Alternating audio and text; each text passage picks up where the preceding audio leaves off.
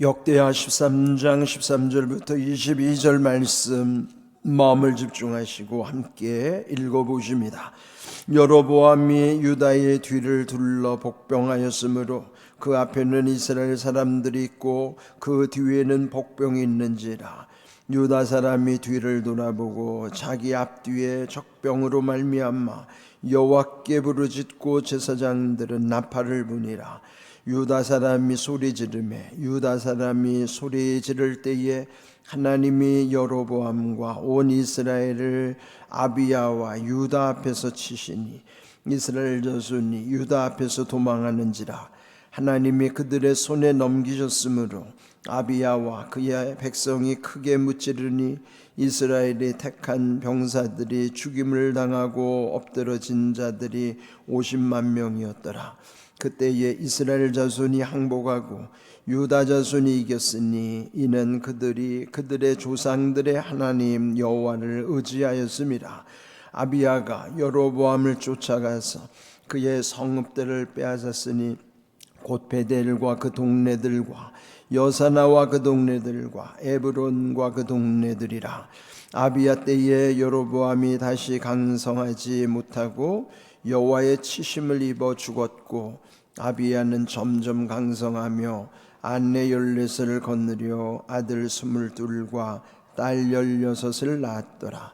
아비야의 남은 사적과 그의 행위와 그의 말은 선지자 이도의 주석책에 기록되니라. 아멘. 네, 역대하 13장에는 이제 분열 왕국, 이제 이 남쪽 유다의 이제 두 번째 왕이죠.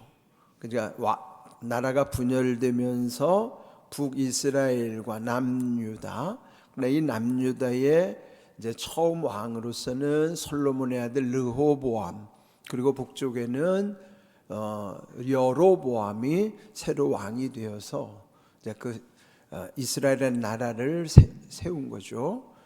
네, 그래서 이제 그 두 번째 왕, 이 남쪽의 아비야 때 그 북왕국의 여로보암과 전쟁을 치르게 되는 내용이 오늘 이 본문에 나와요. 근데 이제 지난 시간에는 그 아비야가 비록 통치 기간은 3년밖에 되지 않았죠.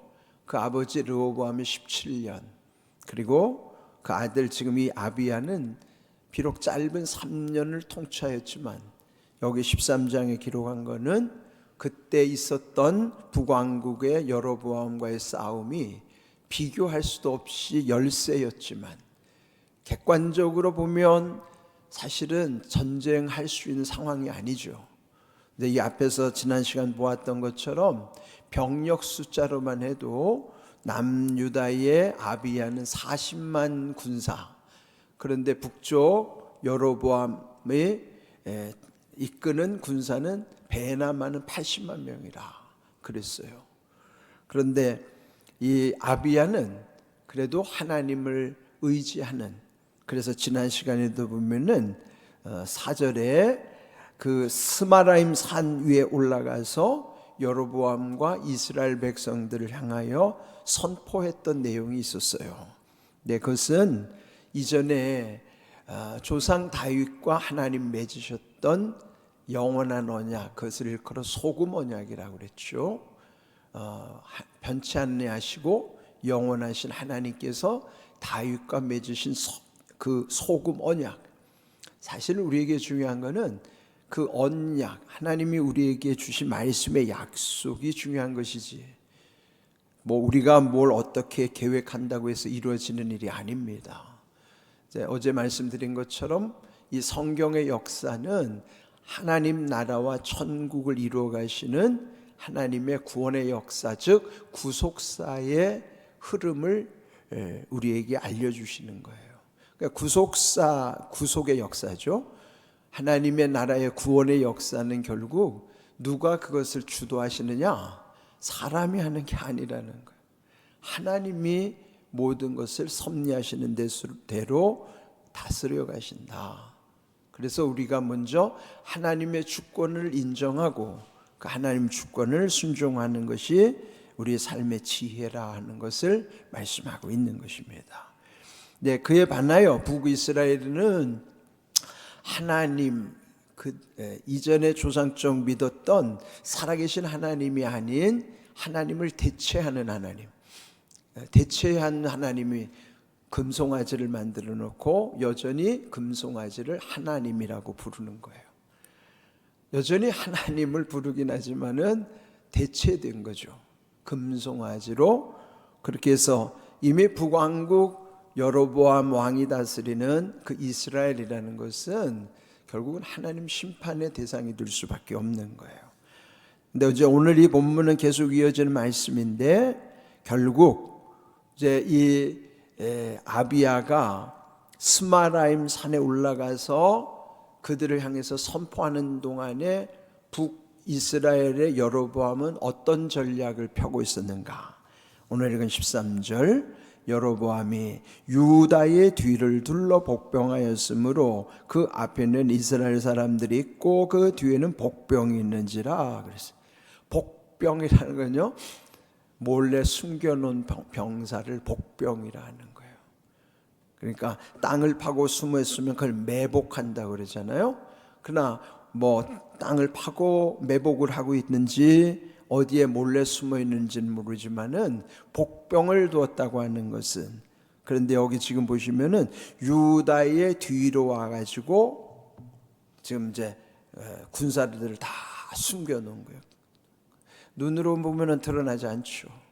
그런데 다 숨어 있는 복병들이 있는 거예요.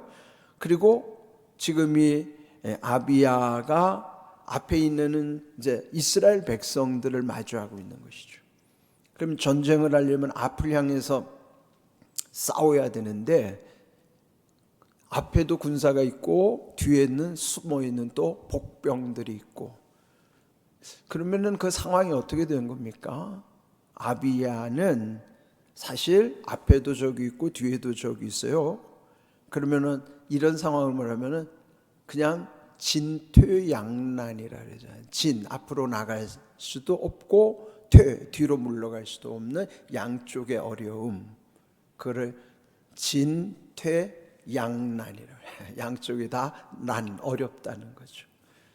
도가내든 쥐라 이 말이에요. 그러니까 여로보암이 전쟁에도 능하기 때문에 나름대로는 이런 계략을 꾸민 거죠. 몰래 뒤로 와가지고 군사들을 다 숨겨놓고 있다 하는 것입니다. 자, 이런 상황, 또 군사도 80만 대 40만이면은 그것도 비교할 수 없는 상황. 네, 그러면 이런 상황으로 볼 때는 아비야는 질 수밖에 없고 패할 수밖에 없는 싸움일 수밖에 없어요. 그런데 이 위기를 어떻게 돌파하는가? 14절, 유다 사람이 뒤를 돌아보고 자기 앞뒤의 적병으로 말미암아 여호와께 부르짖고 제사장들은 나팔을 부니라. 그들이 할 수 있는 게 없어요. 이제 그들이 뒤를 돌아봤더니 위기를 느낀 거죠. 어디에 지금 군사들이 숨어 있는 것 같은 살기를 느끼는 거예요. 그러니까 지금 뒤에 복병이 있기는 한데 얼마나 많은 그 적군들이 숨어 있는지가 파악이 안 되는 거죠. 불안한 건 뭐냐면 예측 가능하면 덜 불안한데 예측할 수 없을 때가 더 불안한 거예요. 그러니 앞으로 갈 수도 없고 뒤로 물러갈 수도 없는 이런 위기의 상황 속에서 그들이 했던 게 뭘까요?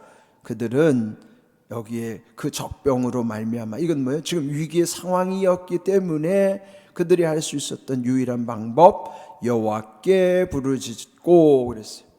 누가 그랬어요? 거기 백성들이 함께 할 수 있는 것은 하나님께 부르짖는 거였고, 두 번째, 제사장들은, 함께했던 제사장들은 나팔을 부는 거였습니다. 그러니까 오늘 제목을 부르짖고 나팔을 부니라, 이게 이제 승리의 비결인 거예요. 어떻게 보면은 참 이런 방법이라는 것이 참 어리석은 방법처럼 느껴지잖아요. 아니, 전쟁에서는 군사로 싸워야지 무기가 있어야 되고, 그런데 그냥 부르짖는다고 해서 또 제사장들이 나팔을 분다고 해서 그것으로 이긴다고 하는 것은 그 자체로는 이게 무슨 싸움의 어떤 전략이 될 수가 없죠. 그런데 사실은 하나님의 방법은 우리가 볼 때는 되게 유치한 것 같고 어리석어 보이는 거예요. 지혜 없는 것 같죠. 그런데 사실은 여호와께라고 하는 그 방향성, 바울도 그 얘기를 하잖아요. 사방으로 우겨쌈을 당하여도 쌓이지 않는다. 지금 이런 상황이 사방으로 우겨쌈을 당하는 상황인데 왜 쌓이지 않죠? 전에 말씀드린 것처럼 어디가 열려 있다는 거예요? 위가 열려 있다는 거죠. 그러니까 여호와께 부르짖는 것은 위를 향하는 거예요. 지금 상황으로 보면 아주 다 막혀 있죠. 어디로 갈 수도 없는 상황이에요. 그런데 하나님은 항상 위를 열어놓고 계신다. 이걸 잊어버리면 안 돼요. 오늘날 우리 인생도 살다 보면은 사방이 다 막혀 있어서 이제는 결국 사람이 생각하는 게 뭐예요? 아휴, 이제는 죽자. 그 마지막 선택하는 것이 다 자살을 선택하는 거예요. 에이, 죽어버리자. 이렇게 사느니, 그러니까 마지막에는 절망할 수밖에 없는 상황입니다. 그러나 정말 뭔가 지푸라기라도 잡고 싶은 심정이지만 그것마저도 없을 때 절망할 수밖에 없지만, 그러나 성경은 항상 말씀하시는 거예요. 하나님은 위를 열어놓고 계신다. 그걸 잊어버리지 말아야 돼요. 그래서 이들이 할 수 있는 거 지금 다 막혔어요. 그런데 여호와께라고 하는 위를 열어놓고 계신 하나님께 부르짖은 겁니다. 그 백성들이 부르짖었어요. 그런 다음에 하나님이 세우신 제사장들은 나팔을 불었다 그러는 거예요. 군대에서 보면은 나팔을 불어요. 그 나팔을 부는 용도를 보면 이제 아침에 일어나면은 또 기상 나팔을 불고, 또 저녁에는 또 취침 나팔도 불고. 그런데 나팔이 다 그 안에 의미가 담겨져 있는 거예요. 또 아주 위급한 상황이 발생되면 또 거기에 맞는 나팔을 불고. 그러니까 나팔 속에는 다 사인이 들어있는 거예요. 그게 똑같은 소리가 아니죠. 지금 이런 절박한 상황에 이 제사장들이 나팔을 부는 것은 하나님께도 고하기도 하지만은 또 적군에게도 뭔가 그 나팔을 통해서 뭔가를 전달이 될 뿐만 아니라 이 백성들에게도 또한 나팔을 통해서 뭔가를 전달하는 거예요. 그러니까 이렇게 나팔이라는 것이 오늘은 우리도 불어야 되는 나팔이 사실은 복음의 나팔입니다. 이게 무슨 꼭 악기를, 그 시대는 이제 전쟁에서는 악기로서의 나팔이겠지만은 상징적인 의미로서 이건 하나의 메시지 전달 방법이에요. 그럼 오늘 우리도 뭐 나팔을 부는 것은 아니라 하더라도 그 나팔을 통한 메시지 전달 방법은 오늘 우리에게도 그게 사명이란 말이에요. 그럴 때 우리가 부는 나팔이라는 것은 이 복음의 메시지예요. 복음은 결국 이렇게 사방이 막혀 있는 사람에게도 돌파구가 있다는 것을 알려주는 메시지죠. 절망 가운데 소망을 보게 하는 메시지이면서 또 지옥으로 떨어지지 않도록 천국의 소망을 갖게 하고, 이런 모든 복음의 메시지는 오늘 우리가 영적으로도 이 나팔을, 복음의 나팔수가 되어야 된다는 것이죠. 이렇게 했을 때에 하나님이 역사하시는 거예요. 부르짖음과 더불어 함께 나팔을 부를 때에, 그리고 15절, 그때 유다 사람들이 소리를 질렀더라 그러는 거예요. 여러분, 이게 이 이스라엘 백성들이 이제 여호수아의 인도를 따라서 이제 마침내 광야 40년 기간 끝에서 가나안으로 들어가려면 뭘 건너야 돼요? 요단강 건너야죠. 요단강이 갈라지게 하시고 요단강을 들어갔을 때에 가나안 땅 초입에 있었던 성이 그게 여리고성입니다. 여리고성은요 얼마나 견고한지 난공불락의 성이라고 그러잖아요.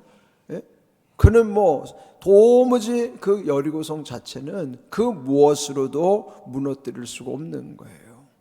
그런데 하나님이 여호수아에게 그거를 무너뜨리는 비결을 알려주신 거예요. 그거는 이해가 안 가는 작전입니다. 그건 뭐예요? 여리고성 돌기 작전이에요. 그 백성들이 아침마다 다 조용히 하루에 한 바퀴씩 6째 날까지는 그냥 여리고성을 돌기만 하는 거예요. 그럼 여리고성 안에 있는 사람들이 그걸 다 보고 있을 거 아니에요? 이제 소식을 다 들었을 거 아닙니까? 그들이 광야 40년을 지나 이제는 이 가나안 땅에 들어왔다는 것도 첩보를 다 입수했을 텐데, 그 여리고성을 무너뜨려야 하는 것을 그들도 다 첩보를 입수했을 텐데, 근데 하는 짓이 보면 이해가 안 가는 거예요. 아침마다 그냥 다들 그냥 모여가지고 조용한 침묵 가운데 그냥 성 한 바퀴 돌고 사라지는 거예요. 6째 날까지 그렇게 하는 거예요. 근데 7째 날에 그들이 하나님 명하신 거면 7째 날은 7번 돌아라. 7째 날은 7번 돌고 그리고 나팔을 불고 함성을 질러라. 그래서 무너진 거예요. 자, 여호수아 6장 16절 한번 읽어봅니다. 7번째에 제사장들이 나팔을 불 때에 여호수아가 백성에게 이르되 외치라, 여호와께서 너에게 이성을 주셨느니라. 그래서 7째 날 7번째 돌고 났을 때에 나팔을 부르라. 그리고 백성들에게는 외쳐라. 그러니까 여기도 지금 이 아비야가 이 위기 속에서 할 수 있었던 거는 백성들의 부르짖음과 나팔을 부는 것이 마치 무엇 같았어요? 옛날 그들 조상들이 이 가나안 땅 처음 들어왔을 때 여리고성 무너뜨리는 하나님의 전략이었어요. 그는 7번째 7바퀴를 돌고 나팔을 불고 외치면서 성이 무너지는 역사. 이거는 뭐 사람의 생각으로는 도저히 이해할 수도 없고, 그런데 이런 방법을 통해서 하나님은 그들에게 하나님의 함께 하심을 나타내 주신 거예요. 네, 결국 지금 이 아비야도 하나님이 도우심을 이제 그때 그들이 체험하게 되는 것입니다. 16절, 결국 이 여로보암이 그렇게 많은 군사들을 동원했어도 16절 이스라엘 자손이 유다 앞에서 도망하는지라 하나님이 개입하신 거예요. 하나님이 그들의 손에 그들을 넘기셨기 때문에 17절을 보면은 엎드려진 자들이 50만 명이었더라. 죽임을 당한 자가 80만 명 중에 50만 명이 죽었다면은 그 나머지 30만 명이 남았도 그는 부상자들이 그 속에 또 얼마나 많겠어요. 그러니까 40만 절반밖에 안 되는 군사였지만은 하나님이 싸워주시니까 이기게 되는 것입니다. 예? 이런 역사를 우리는 도저히 이해할 수 없어요. 근데 하나님은 우리에게 이해를 시키려고 하는 게 아니에요. 우리에게 이해를 구하는 게 아니고 믿음을 구하는 거예요. 우리는 뭐든지 이해를 하면은 믿으려고 그러지만, 아니 이해되는 건 믿음이 필요 없습니다. 그냥 이해되는데 뭐가 믿음이 필요해요? 왜 믿음이 필요해요? 이해가 안 되니까 믿음이 필요한 거예요. 아니 이해되는 건 뭐 믿음이 필요해요? 2 더하기 2는 4라는 거는 그거는 이해되는 걸 뭐 그거 그거 믿어야 되는 거예요? 그냥 그거는 이해되는 거예요. 믿음이라는 것은 이해할 수 없는 이런 상황 속에서 하나님의 주권을 믿고 하나님의 역사하심을 믿고 하나님의 약속을 믿는 거예요. 하나님 우리에게 이해를 구하시는 게 아니라 믿음을 구하신다 하는 거예요. 자, 그래서 우리는 하나님은 전능하신 하나님, 전지하시고 전능하신 하나님을 믿기 때문에 우리가 믿는 것에는 순종이 따르는 거예요. 이렇게 하는 것이, 자, 시편 9장 9편 10절도 함께 읽어봅니다. 여호와여, 주의 이름을 아는 자는 주를 의지하오리니 이는 주를 찾는 자들을 버리지 아니하심이니이다. 그들이 역사의 경험 속에서 하나님께 드리는 고백입니다. 그럼 여기서 원하는 거면 주의 이름을 아는 자가 머리로 아는 게 아니에요. 체험을 통해서 하는 거예요. 그들의 믿음 속에서 역사하신 하나님을 알 때 하나님을 의지하는 거예요. 하나님을 의지하기 때문에 하나님을 어려울 때마다 하나님을 늘 하나님을 찾죠. 하나님을 찾는 자들은 하나님 버리지 않는다. 그건 약속이에요.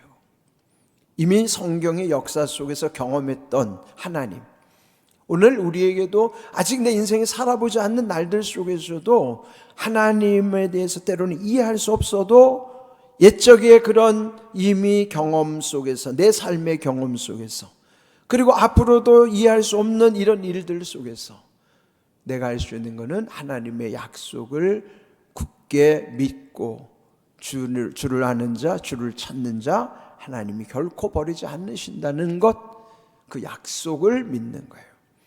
오늘도 우리도 세상을 감당하기 어렵죠. 성경의 모든 역사는 자기들이 강해서 이긴 게 아니에요. 하나님이 모든 것을 이기게 하시기 때문에 이기는 역사지. 다윗과 골리앗도 다윗의 능력이 아니라 하나님이 함께 하시는 역사로 골리앗을 무너뜨리는 것이죠.